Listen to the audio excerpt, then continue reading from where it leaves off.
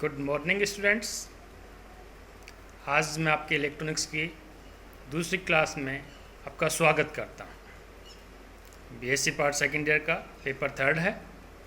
नाम है electronics and solid state devices. कल अपन ने चर्चा की थी कि परिपथ क्या होता है, नेटवर्क क्या होता है, कुछ डेफिनेशंस अपन ने लिया था, ब्रांचेज, नोड्स। उसके बाद किरचॉफ नियम अपन ने पढ़े थे। आज अपन लेंगे कि किरचॉफ नियम का परिपथ विश्लेषण में किस प्रकार से उपयोग कर सकते हैं, कि applications of Kirchhoff's law. Kirchhoff ने आपको मालूम है कि दो नियम दिए थे। प्रथम नियम, द्वितीय नियम, जो कि धारा के नियम से जाना जाता है, पहला नियम। दूसरा जो नियम है वोल्टा के नियम से जाना जाता है। किरचॉफ के प्रथम लॉ में आवेश का संरक्षण होता है, इसके द्वितीय नियम में ऊर्जा का संरक्षण होता है, जिसकी चर्चा अपन ने पिछली क्लास में की थी। आज अपन देखेंगे कि परिपथ विश्लेषण में किरचॉफ के नियम किस प्रकार से उपयोगी होते हैं, कैसे अपन वोल्टा एवं धारा का मान ज्ञात कर सकते हैं। किरचॉफ ने इसके लिए दो विधियां थी, जो दोनों विधियां इनके दोनों नियमों के ऊपर आधारित हैं। जैसे आप देख रहे हैं, पहले संधि विश्लेषण विधि, नोड एनालिसिस मेथड, जो कि धारा के नियम पर आधारित है, यानी कि किरचॉफ के प्रथम नियम पर आधारित है। द्वितीय विधि लूप एनालिसिस मेथड, लूप विश्लेषण विधि, जो कि वोल्टा के नियम पर आधारित है, या अपन कहें कि किरचॉफ के द्वितीय नियम पर आधारित है। पहले अपन पहली विधि लेते हैं, नोड एनालिसिस मेथड, संधि विश्लेषण विधि। आप सभी को मालूम है कि संधि क्या होती है, कि नेटवर्क में परिपथों के समूह में दो या दो से अधिक ब्रांचेज या शाखाएं जिस बिंदु पर मिलती है उसको अपन नोड कहते हैं, संधि कहते हैं, जंक्शन पॉइंट कहते हैं। तो इसके द्वारा अपन कैसे ज्ञात करते हैं, कुछ एक पॉइंट्स अपन ने दिए यहाँ पे, कि इस विधि से अपन वोल्टा या कि उसके अवयव के सिरों के ऊपर विभवांतर का मान ज्ञात कर सकते हैं। परिपथ का जो भी अवयव है, अवयव यानी कि प्रतिरोध, प्रेरकत्व, संधारित्र, उनके सिरों के ऊपर वोल्टा का मान इस नियम से ज्ञात कर सकते हैं। तो ज्ञात करने के लिए अपन क्या करेंगे कि अपने को कोई जाल दिया रहेगा, नेटवर्क दिया रहेगा, सर्किट दिया रहेगा। तो सबसे पहले उस दिए गए सर्किट्स में जो प्रतिबाधाएं हैं, जिसको जेड से व्यक्त करते हैं, उन प्रतिबाधाओं को प्रवेशिताओं में परिवर्तित करें। यानी कि प्रवेशिता क्या होती है, प्रतिबाधा का अपोजिट, इसका व्युत्क्रम, एडमिटेंस जिसको अपन कहते हैं। प्रतिबाधा की जगह अपन प्रवेशिता लिखेंगे। प्रतिबाधा को जेड से व्यक्त कर रहे हैं और प्रवेशिता को वाई से व्यक्त करेंगे, जो कि आगे अपन दिखाएंगे। इसके बाद इसमें संधि बिंदु निर्धारित की जाती है। वैसे तो संधि बिंदु दी रहती है, लेकिन एक उपयुक्त संधि बिंदु लेते हैं, जिसको निर्देश संधि बिंदु भी कहते हैं, रेफरेंस नोड पॉइंट कहते हैं। ये अपने को चूज करना पड़ेगा। अब निर्देश संधि बिंदु किसको लें, तो वो एक्चुअल में सभी में एक कॉमन जो संधि अपने पास रहती है, जो कि मोस्टली ग्राउंडेड रहती है, भूसंपर्कित रहती है, उसी को ही निर्देश संधि मानते हैं, रेफरेंस नोड्स मानते हैं। इंपॉर्टेंट है। इसकी विशेषता क्या होगी कि इसके निर्देश संधि के ऊपर वोल्टा का मान 0 मानेंगे, जो कि इस विश्लेषण विधि में इंपॉर्टेंट है। आगे अपन परिपथ लेते हैं, इसकी चर्चा कर रहे हैं।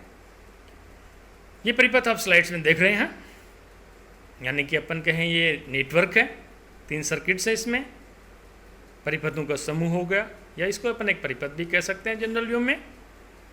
अब चूंकि Z1, Z2, Z3 जो दिया रहता है, उसको मैंने स्वतः ही इसमें देख रहे हो आप Y1, Y2, Y3, Y4 से व्यक्त कर रखा है।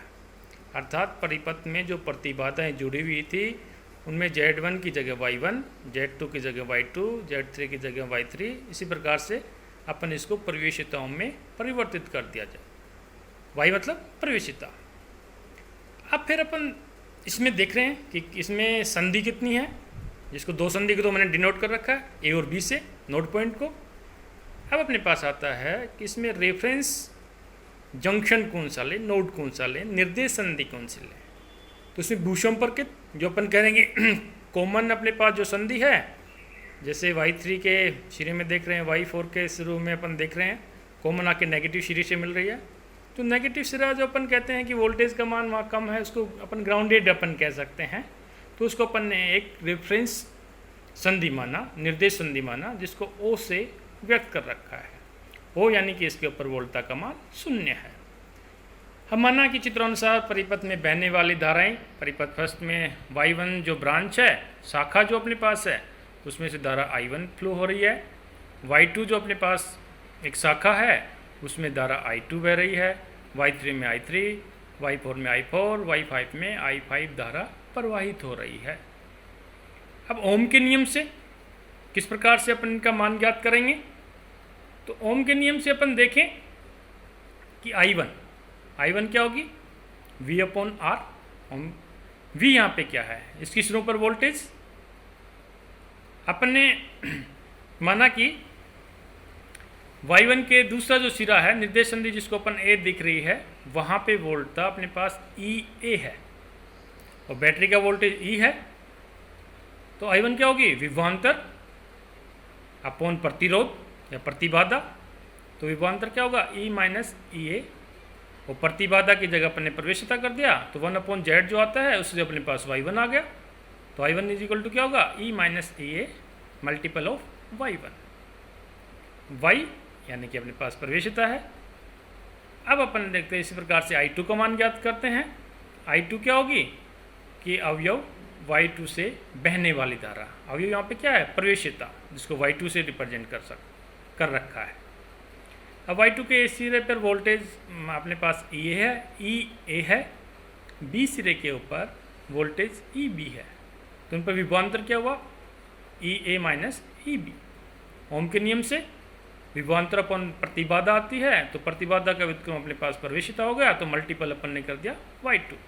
इसी प्रकार से I3 में आप देख रहे हो कि I3 का एक पॉइंट अपने पास A पर है, दूसरा पॉइंट निर्देश संधि के ऊपर है। क्योंकि निर्देश संधि पर वोल्टेज अपने पास 0 मान के चलते हैं, इसलिए I3 इज इक्वल टू होगी EA minus 0 multiple of y3। Similar way I4, और इसी प्रकार से I5 का मान अपन ज्ञात कर सकते हैं। अब अपन किरचॉफ का नियम लागू यहाँ पर अप्लाई करते हैं कि संधि बिंदु A पर क्या होगा? किरचॉफ के नियम से कि summation of all algebraic current is equal to 0। सभी धाराओं का बीजगणितीय योग 0 होता है। अब इसमें A बिंदु के ऊपर आने वाली धारा क्या है? I1, और बाहर जाने वाली धारा क्या है? I2 और I3, जिसको अपन ने माइनस से रिप्रेजेंट किया। लेकिन कुल उनका जो योग है, अलजेब्रिक सम क्या है? 0। तो I1 minus I2 minus I3 is equal to 0। इसमें अब I1, I2, I3 का मान उपरोक्त समीकरण से अपन ने रखने के बाद आप देख रहे हैं अपने पास ये प्राप्त हुआ कि y1 plus y2 plus y3 bracket में EA minus y2 EB is equal to y1 E, समीकरण नंबर 1। इसी प्रकार से संधि बिंदु B के ऊपर किरचॉफ नियम से I2 minus I4 minus I5 is equal to 0।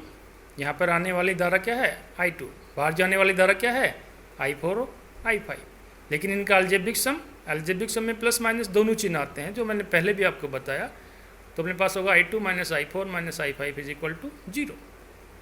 I1, I4, I5 इनका मान रखने पर और सोल्व करने पर अपन देख रहे हैं कि अपने को समीकरण नंबर 2 प्राप्त होता है। समीकरण नंबर 2 में वो अपन देख रहे हैं y2 EA minus y2 plus y4 plus y5 bracket EB is equal to 0। अब आगे क्या करेंगे? दोनों समीकरण को हल करेंगे। समीकरण 1 और 2 को हल करेंगे। हल करने के बाद अपने पास क्या निकल करके आएगा? EA और EB, क्योंकि y2, y3, y4, y1, y2 तो प्रतिबाधा दी हुई है। अपन ने तो माना कि A संधि बिंदु के ऊपर वोल्टता का मान क्या है? EA, B के ऊपर वोल्टता का मान क्या है? EB। जो अपन ने माना उन दोनों का मान अपन ज्ञात कर सकते हैं, EA एवं EB का। समीकरण 1 और 2 को हल करके EA एवं EB का मान ज्ञात कर सकते हैं। तो किरचॉफ के प्रथम नियम से, जिसको संधि विश्लेषण विधि कहते हैं, इसके द्वारा संधि बिंदु के ऊपर वोल्टता का मान ज्ञात कर सकते हैं। अब अपन इसके द्वितीय नियम पर आधारित लूप विश्लेषण विधि या लूप एनालिसिस मेथड, लूप अपन ने पहले चर्चा कर चुके हैं, इसकी डेफिनेशन दे चुके हैं।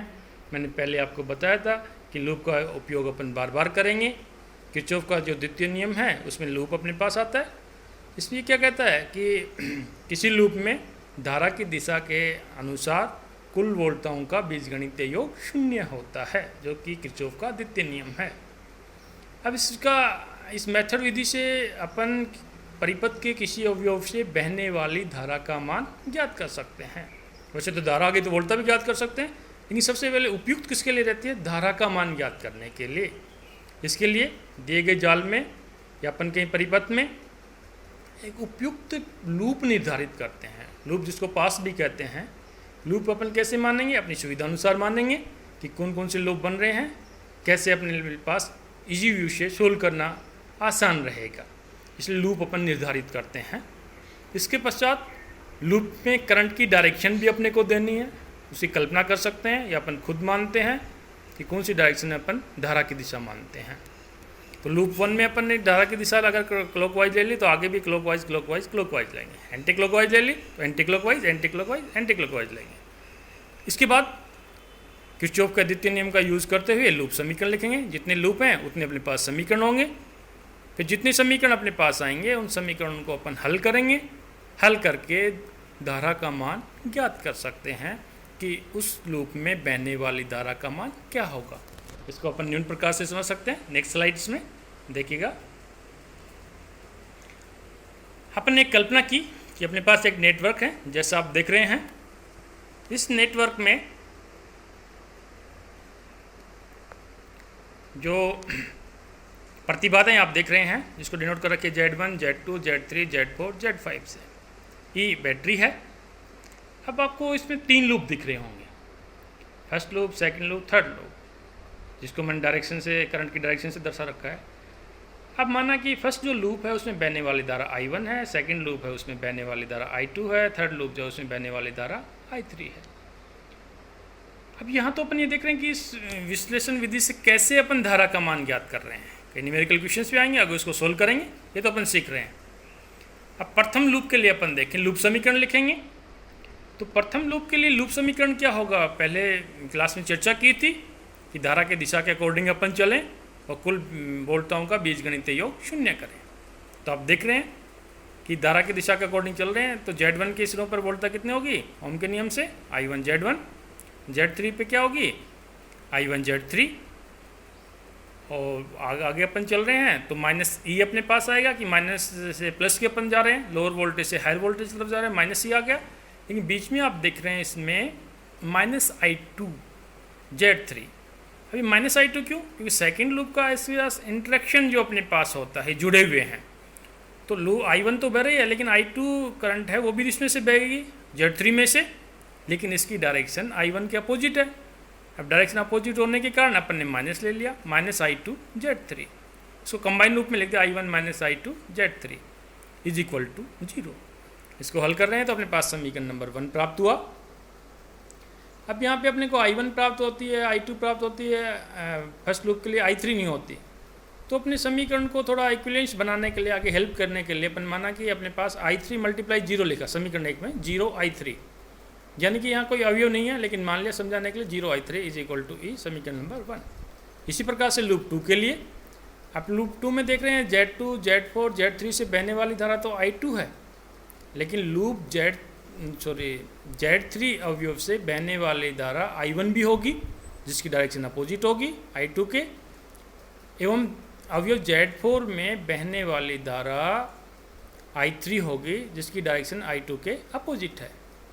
तो I1 और I3 अपन ने माइनस लिया और इसको कंबाइंड रूप में लिखने पर अपने को समीकरण नंबर 2 प्राप्त होता है। समीकरण लूप 2 में अपने को I1 जो धारा है वो भी प्राप्त हो रही है, उसके कंपोनेंट्स भी प्राप्त हो रहे हैं, वोल्टता प्राप्त हो रही है I1 के कारण, I2 के कारण भी हो रही है, I3 के कारण भी प्राप्त हो रही है। तो समीकरण 2 में अपन देख रहे हैं I1, I2, I3 तीनों करंट्स अपने पास हैं। अब तृतीय लूप के लिए, तृतीय पास के लिए, लूप के पास एक ही बात है। इसमें अपन देख रहे हैं कि अपने पास करंट I3 है और reverse direction minus I2 current है। तो अपन ने समीकरण प्राप्त किया। इसमें I1 का कंपोनेंट नहीं है, तो अपन ने लिख दिया 0 I1।